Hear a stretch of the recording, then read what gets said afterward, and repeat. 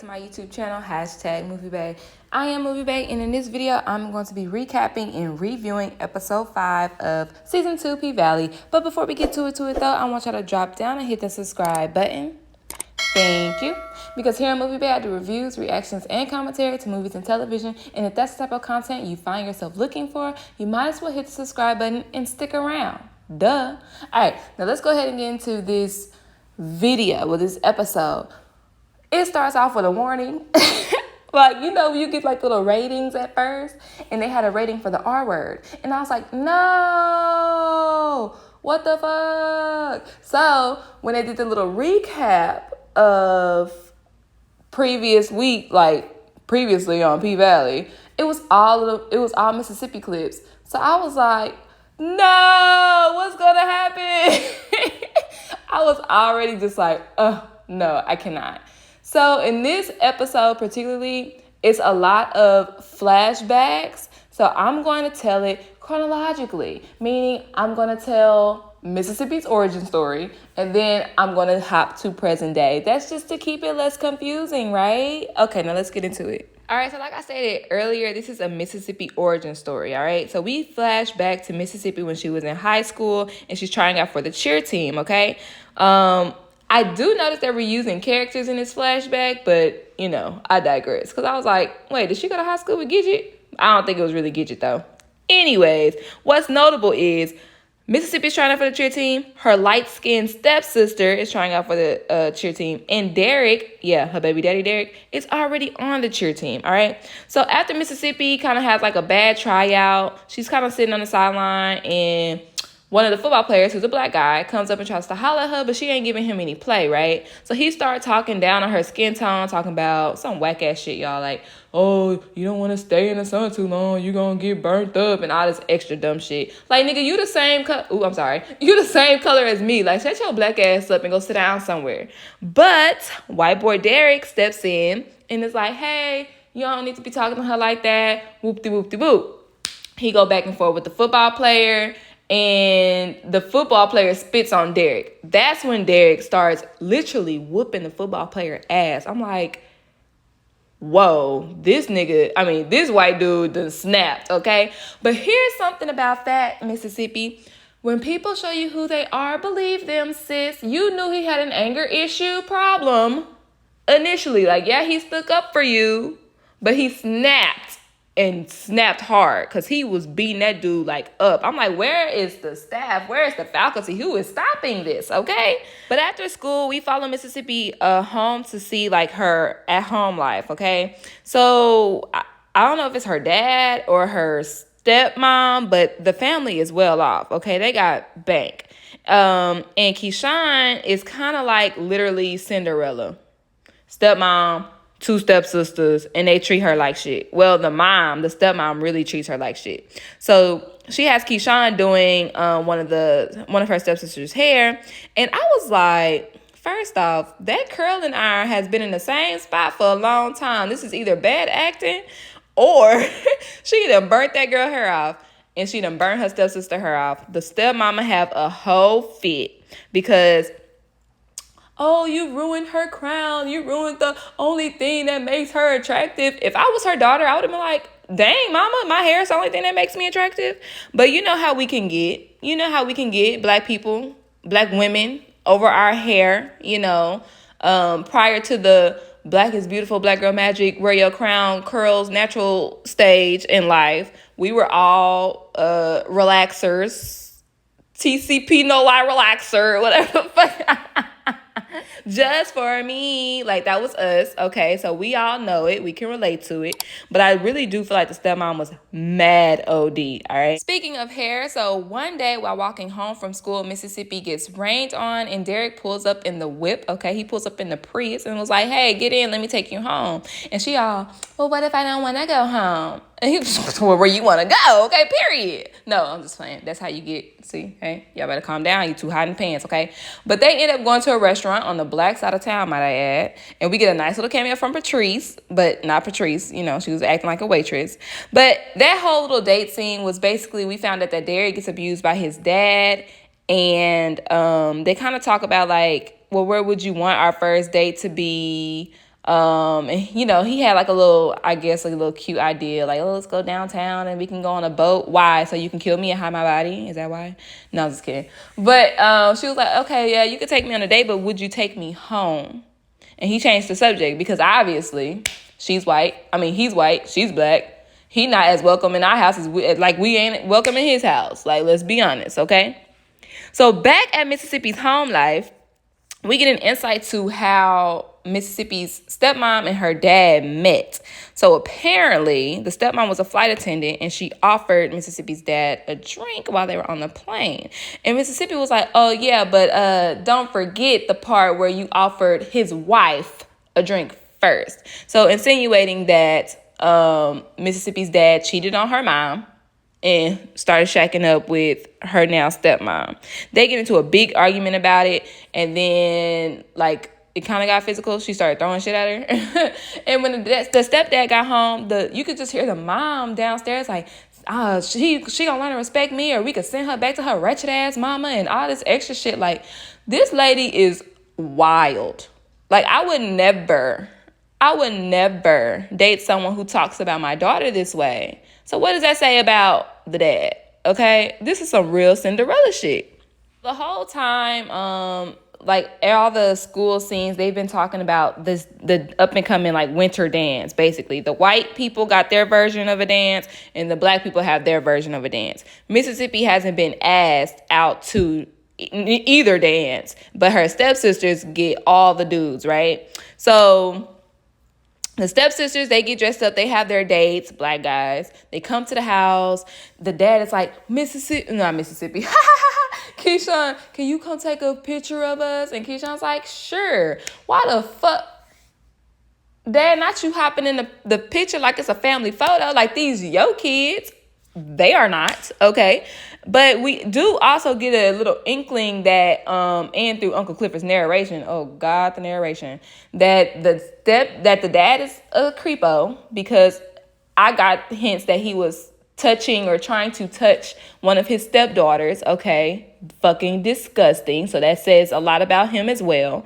Like, not only are you letting your new wife talk down on your child, you also touching her child. Like, get it the fuck together. Disgusting. Anyhow, while she's taking pictures, the doorbell rings, and guess who's there to save the day yet again? White boy Derek, and he has a dress already and some heels already. Now, if this wasn't coming from Derek, I would be all for this. But I know him. I know him who he is today, and I just can't fuck with it. It's like, oh, he doing the right things. I can't stand you. So they go to their dance, and let me tell y'all, this scene, oh my God, this was a dope ass scene. Because like I said, they have the black dance and they have the white dance. The black people, they throw that ass in a circle, and the white people all like prim and proper and doing the waltz and shit, and they're just cutting back and forth between the two different cultures, and oh my God, it was a dope ass scene. Shout out to the direction. That shit was lit, okay? I really enjoyed that part. Anyhow, we go back to by the way, Derek took her to the white people dance. He didn't take her to the black people dance. What does that say about Derek? What does that tell us about Derek? All right, so he takes Mississippi to his dance. They're underneath the mistletoe, and they're about to kiss when, this creepy white lady pop up out of nowhere. And it's like, no, we're not doing that. Come to find out, that's his mom. Okay, So they walking out. It starts snowing. They take it as a sign to smash each other. From what I understood, the dialogue in the car, he was like, I've never, meaning, I'm thinking he was a virgin. Thinking she was a virgin too, based off of Uncle Clifford's narrations. Okay? So that's another reason why they are stuck on each other. When you take somebody's virginity, y'all are hooked in for life. Okay? As a matter of fact, and they have more than a soul tie, Mississippi ends up pregnant. Okay? So that's how Mississippi ends up pregnant with their first child. And from the looks of it, they were kicked out. And Derek was disowned by his family because he got a little black girl pregnant. okay? And he talking about his mom was right and Mississippi is a gold digger. She's like, how am I a gold digger when my dad paid for the apartment that we in now and your family ain't been doing shit for the baby? Like, what are you talking about? How am I a gold digger? Obviously, that made him upset. And y'all know what Derek does. Yokes her ass up.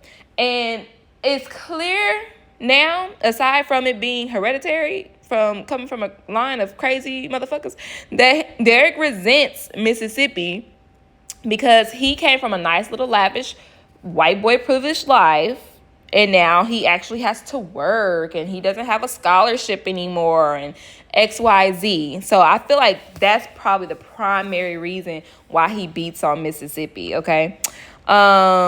Keyshawn, after he chokes her while pregnant, like 8 months pregnant, Keyshawn tries to go back home, but her stepmom would not let her back in the door. Wouldn't let her back in. Talk about relationships have its ups and downs. You got to figure it out. Keyshawn's like, well, what my daddy say? He agrees. Bye. Good night. Bye. Like, what the fuck? Keyshawn daddy needs to burn in hell. Because where were you for your daughter? Why you trying to shack up with your wife's daughter? You need to be looking out for your own daughter, okay? So she ends up going back home to Derek, walks in the house with flowers all on the floor, and he's sitting there waiting for an apology, promising that he will never do it again. But we all know that's bullshit. So let's go ahead and hop over to present day, all right? So we're on like the last leg of the tour now, and Rome tells Keyshawn that she has a wig line in the works and she's mad excited about it. But he also tells her that they have to extend the tour. And she's like, but nah, I want to go home. And he was like, no, I'm putting you to work, okay? He's like, so if you work, you can have enough money to basically leave Derek, okay? That's what he's installing in her mind, okay? She doesn't want to. You can see it over her face, but you know, the idea of like leaving is appealing, no? Okay. But you know, you can't save nobody until they ready to be saved, like Uncle Cliff say, all right? So now we have Teak and Murda. They've been arguing this whole damn episode just over petty shit, because obviously Big Teak's still mad that over who the fuck is Cliff, okay? And Lil Murda kind of like trying to downplay it for real, like, ooh, the manipulation, the fuckboy energy, Murda, I feel it. Teak is hurt. You know that boy hurt. Okay, either let him be hurt or talk to him about it. Don't be acting like shit is regular, schmegler again, okay? So we have Mississippi Night. Basically, I think it's at Jocelyn Club. They never really specify what the fuck was going on, but it is Mississippi Night there, okay? And Jocelyn is like her fairy godmother, okay? Jocelyn say, you know, they always gonna look at you like you a hoe, okay? But, you know, a hoe never gets cold. I don't know what the fuck that means, these horonic hoe quotes that... that she's spitting, but she gives her a business card, okay? Jocelyn gives Mississippi a business card, and basically is like, Mississippi like, oh, what, you want me to come dance for you? And she's like, nah, sometimes boss bitches need to just converse with boss bitches. She didn't use that big word, you know that. Y'all know Jocelyn ain't do that. I did that. But anyhow, they have a good night, and Mississippi made banks, okay? She made bags and racks and stacks of money, all right? So they're back in Rome's suite celebrating Mississippi, and Murda and Teak start arguing again. So at this point, everybody can sense the tension in the room. And Mississippi look at Wody like, these niggas fucking? And Wody look back at her like, I think these niggas fucking. I thought that was so funny because it's like, we can all feel it. Like, it's awkward as fuck. Teak was already on 10. Now this nigga on 20. Like, these niggas fucking. So for clarification, Wody kind of asked Murda, he was like, I don't know, Big Teak might need to just get him a bitch.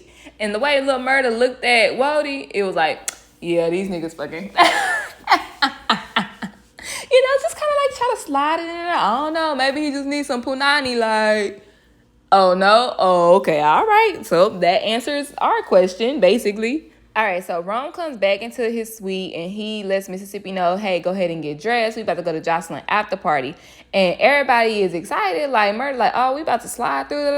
And Rome like, yeah, nah, niggas, y'all not invited. Y'all not invited.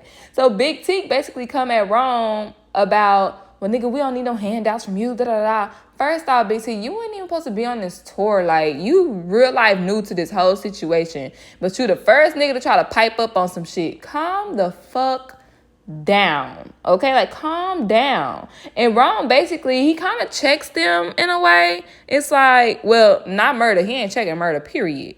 But it's like, you know, y'all, I do all this shit for y'all. Like, if it wasn't for me, y'all be sleeping in a Motel 6 and shit like that. But Ron made sure that he walked the fuck away because he really don't want no issues. He gonna talk his shit and walk away for sure.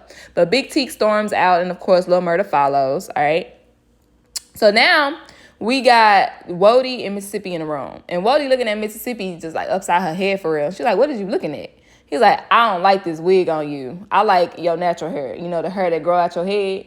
And it's so funny because Rome is the one who picked out that blonde wig. And Mississippi was like, I don't think this goes with my skin tone. But Rome did have the right reply. Like, baby, that melanin go with everything. What the fuck you mean? That melanin go with everything. What is you talking about?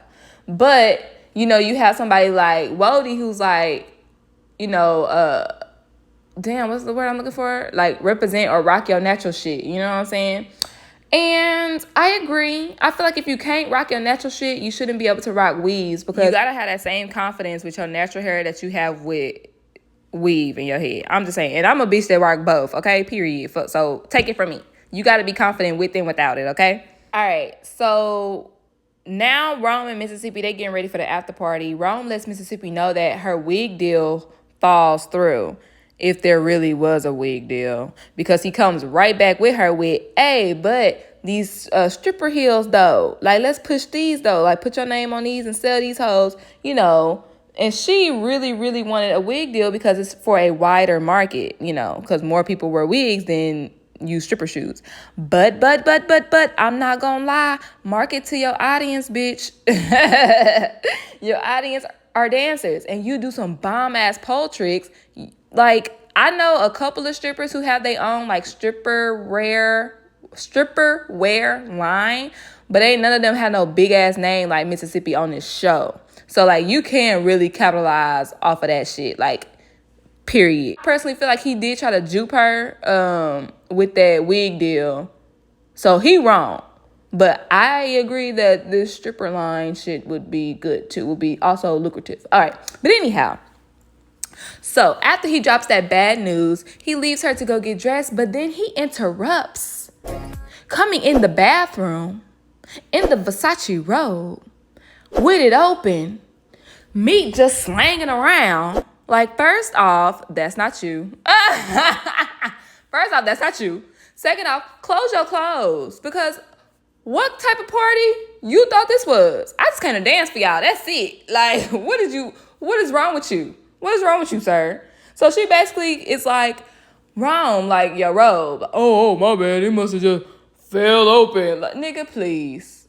If I was like, I'm not even gonna lie. Like, in this scene, I was like, if I was Mississippi, I would be fucking terrified. Because, like, what the fuck? Like, just slide these shoes off real quick. You know, just slide these shoes off so we a little more comfortable. You know, in case you gotta stab a nigga in the eye, run. You know what I'm saying? But I was like, oh no, here's that rating they told us about at the beginning of the episode. So Rome goes on a whole rant basically about how Mississippi owes him for all the deals and bookings he's gotten for her. Bitch, you're my manager. That's what the fuck you're supposed to do. That's what the fuck you're supposed to do. Now, if you ain't taking a cut out of the shit that you've been planning, I don't know what the fuck to tell you. That's bad management on your end. So he kind of like goes on this whole rant, and then he makes assumptions about Lil Murda. And Mississippi like, oh, you can't prove that. You can't prove that. Oh, yeah, because he brought up how she kissed him in the hotel and how Lil Murda didn't look like he liked that and how he might be smashing big teeth. And she was like, you can't prove that. And he's like, oh, I can't. Pull out a phone. This nigga done set up cameras of Murda and teeth smashing. What a fucking weirdo. What a weirdo. If you wanted to know, bitch, just ask. If you wanted to know, just ask. So at this moment, I'm like, no. Oh, he about to blackmail her into some coochie? No! Fuck Lil Murda, bitch. Don't sell yourself. I'm thinking the worst, okay? But he pushes her on the bed, rips her clothes off, and she like fights back, thank God, okay? He tries to catch her when she running away, takes her slipper off in the most awkward position ever because y'all know they wanted to do that Cinderella shit, you know. But she runs down the hall, bangs on Wodie's door. Wodie opens the door, and I'm not even gonna lie. At this moment, I was like, don't trust nobody. Fuck all these niggas. But she tells Wodie everything that happened. Rome tried to push himself up on her in the most aggressive way possible. And that Rome also has a tape of Teak and Murda. So Wodie got some business to handle. Needless to say. All right. But Keyshawn said, I'm off the tour. I don't want no parts of this. I'm done. She goes home. And she returns to Derek with the kids, and he's smiling. I'm like, okay, all right now. He's in a good mood. He's like, well, I thought the tour was getting extended. She's like, no, we're going to take a little break. And then the baby, her oldest child, is hiding from her and whining and just don't want to come to her at all. Come to find out, she take the baby to the doctor. The baby's elbow is dislocated, and he has bruises all on his back. Derek has been beating their 3-year-old child because the baby cried too much. Keyshawn like, well, he a damn baby. He gonna cry. And Derek just lose his mind. I've been here for 2 weeks with these kids. You ain't even been here. I got whoopings when I was a kid, and look how the fuck you turned out. Look how you turned out. And Keyshawn's like, I don't want that for my kids. You can hit me all you want to. Don't put your hands on my kids. And then he was like, Keyshawn, I don't need none of this today. I'm about to go to this interview. And she was like, but what? You ain't gonna get it. Oh, I was like, oh, she done grown some cojones. I was like, oh, Keyshawn, be quiet, Keyshawn. Keyshawn said, you ain't gonna get it. And then she was like, and I'll just keep on taking care of my 3 kids. I'm making them names because I don't need the baby's names. Jacob, Rain, and Derek. And when I tell you he knocked the girl lights out, I was like, ooh-wee. All I could do was just put my hand on my face because I was like, she was talking that shit. And he closed fist hit you, girl. Leaking. Then he done Ike turning her across the floor. Picked up an iron, about to do a pennies from Good Time. I said, Derek done lost his mind. He ready to lose it all today. He's ready to lose it all today. But he puts the iron down. And he goes to his whack-ass interview that he probably not going to get. We hop back to Wodie. Wodie knocks on Rome's after party where he got big booty stripper bitches all up and through the room. He partying, turning up, doing lines. Y'all know how Rome get down. So Wodie's like, yo, I brought some party favors for you. Puts it out. Rome chops it up. And Rome like, yeah, my nigga, I need to see you do something first. So Wodie does a line of what was already there with no hesitation. No, he's done lines before because he wasn't sniffing and rubbing and doing all this extra shit. He was chilling. Wodie was big chilling. But Rome, how you gonna say I need to see you do a line first and don't even pay attention to which line he did? Or were you already high and you just ain't noticed? But okay. So after that, Rome does lines. And immediately I knew Wodie laced that shit. Because why would you bring me this? It's laced. Ivy, big Ivy.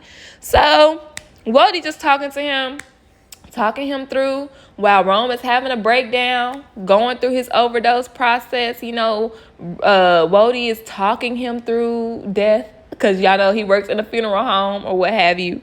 And then at the end, he asked for, I need to see this tape because Keyshawn told me everything, and I do mean everything, so I need to know where this tape is. But he never gets an answer. Wodie walks out of the room, big chillin', swag the fuck up, might I add, because Wodie had never looked more appealing than on this episode. Because come and say these hoes, please. Please come and say these hoes. But he never got an answer for where the tape was. So I don't like cliffhangers like that. So this was a bomb ass episode, y'all. I could probably tell from my review, this whole probably gonna be like 30 minutes long, but I don't care because it was a good ass episode.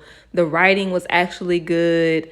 I liked how they did the flashbacks intertwined with present day, because you have to watch the episode to see, because what happens today really correlates with what she went through in the past. It's like deja fucking vu, bitch. And my favorite scene was the dance scene, because they cut to the black party, the white party, the black party, the white party, black people taking pictures, white people taking pictures, black people dancing, white people dancing. Like, it was a good scene. This was a really, really good filler episode, meaning nothing beneficial really happened.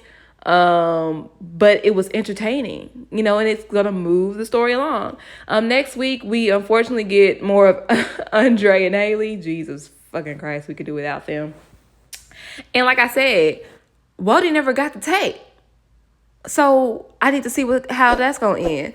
But be sure y'all drop down, hit the subscribe button, stay tuned for more videos just like this. I also review College Hill Celebrity Edition on BET Plus. So if you don't want to subscribe to that channel, subscribe to my channel for my recaps and reviews. Like this video if you enjoyed my commentary, and leave a comment down below. What were your thoughts on this episode? Wasn't this the best episode? It was. And what do y'all think about Wody and his tape? Like, are y'all ready to see Andre and Haley next week? No. But leave your comment down in the box below. Like, comment, and subscribe, and I'll see y'all next time. It's a date.